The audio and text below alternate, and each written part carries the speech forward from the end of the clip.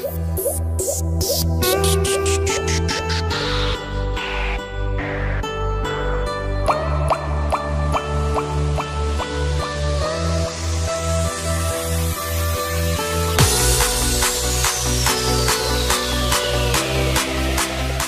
everyone, welcome to Simon Tools. Today we got the Honda CR-V 2006, 7, 8, the same, okay? 4, 5, 6, 7, I think it's the K24 series.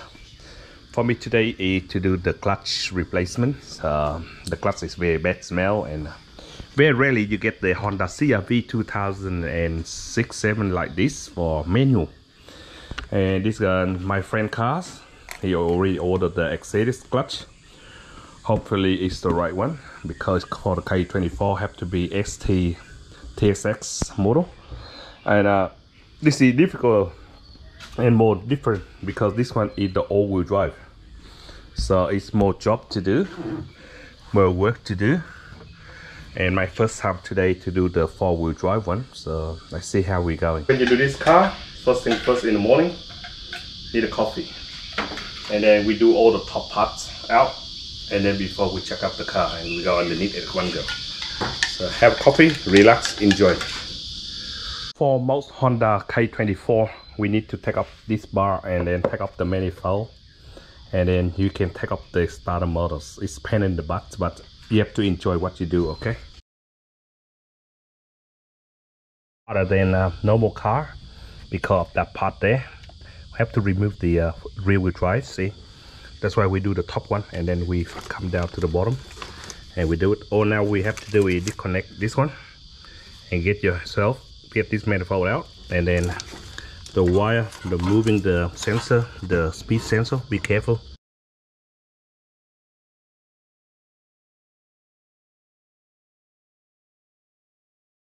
Doesn't matter about that bar, just tilt it and tilt back like this. I think we got enough room to shake all that one out.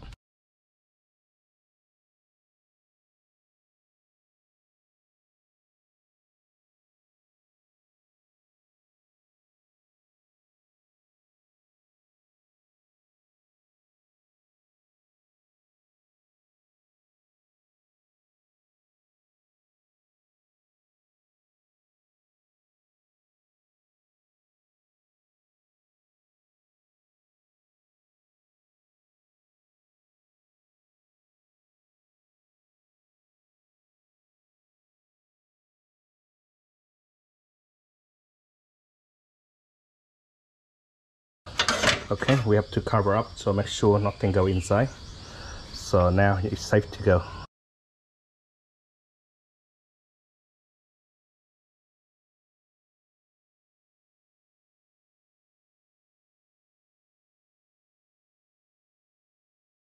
Our top part been cracked and loose out, and the most heavy job is now have to take off the front wheels and take off the CV joints, the two CV joints, before we can remove the gearbox. Do your car with very two stand and make sure they are not falling down before you undo the wheels. Take off the ABS sensor and the brake line here before you can tilt them out and take it out. Should be very easy, simple for everyone. Don't need to take this one up. Don't need to take the dish up. That's all we need. Like that. Now you go down. What we do is carefully tilt this one out. And here we go, we got it. Get yourself gray bars. Tilt this one out.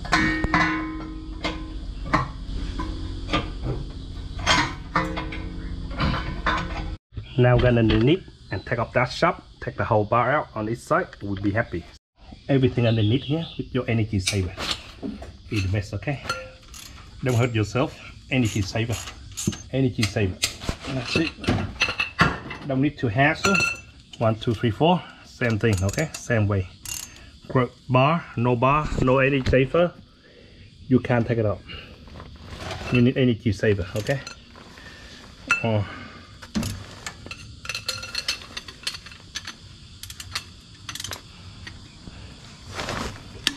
That's it.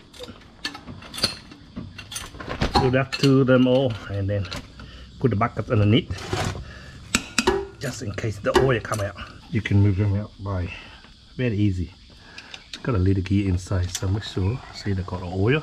And later, yeah, see the gasket, check the gasket. If the gasket leaking, put a bit of silicone will be good. I'll do this one. 1, 2, that engine bolt in here. 3, take that engine mount out and it can be free, and then you move that bolt and move that bolt there, and then we can take this side out and we move to this side same way. The engine mount on that side out loose and over here out. What we do is now tilt up the engine, take this one out and drop it, and it should be come out easy. We drop it, you can see the side of the gearbox start to split banana here, and then we can take this one out and it can tilt over underneath and it will be safe to go. You will see the engine mouth, engine here touching here. We need to bring down about 2 centimeters. What we do is we drop down one side of the cradles. We need number 19 undo all the 4 bolts on the cradles, hold that side and then release this side, and it tilt out a lot for you. And that one about 2 centimeters out, all out. And then now you can do is take up this side, same thing, but this one can come up all the way if you wish. Okay, like this one, you will see it going down. Here we go.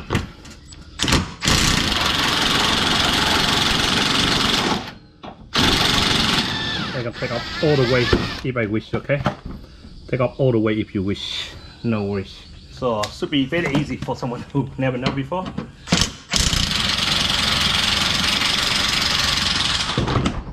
You see how much they go down? A lot. You can see there's a lot of room. Even you can even track the whole gearbox out, but you don't want to do that way. See, you go through, put a jack, and it should be stay there for good. No more worry about it. Okay, it come up now. You see the big gearbox come up now. See, and now you see the whole world in mine. You see I have plenty of space and hand, I can do anything I want. So this is how it look underneath. We can see the whole world, and then your hand in here can do anything. We need magic lamp to undo this one, need number 10 to undo this, and then we'll be happy. Okay, no trouble. Number 10 special one star, and all yours, brother. Get the screwdriver, man, get away from here. You don't want to get stuck in there. Stuck in there. That's it.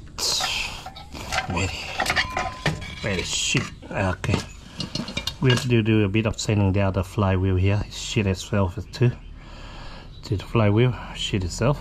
Oh my god, my friends, it's stuck here. Oh my god, my friend, he's really good driver. What the hell? Look at that. Grease. When you buy kit grease alignment tools, and exactly the same as the CU2 and the push bearing. Anyway, same as usual, we install them on and the car will be finished. See the bolt where the flywheel there? This one, the thin, this one, the thick one, and we flip the thick one, go outside. This is how it should be look like. Okay, the thick one outside, tight, and everything ready to go. So make sure put some Loctite on. Want to line up, we need the long screwdriver go over there and that one, and then we can line up and push it on. Easy. Car has a lot of room, so we can go in here, right there, one there, and one there, and one in. See, and now what we do is go at the back and push them on. Okay, I'm gonna jack it up, and then jack up, and then kick it in like that. When you jack up and kick it, and it should be go all the way in like this. Okay, should be easily tight in now. Okay, now we are back to how we get back out. We have to put that mouth, everything underneath first, chop it down, and we do the top one later.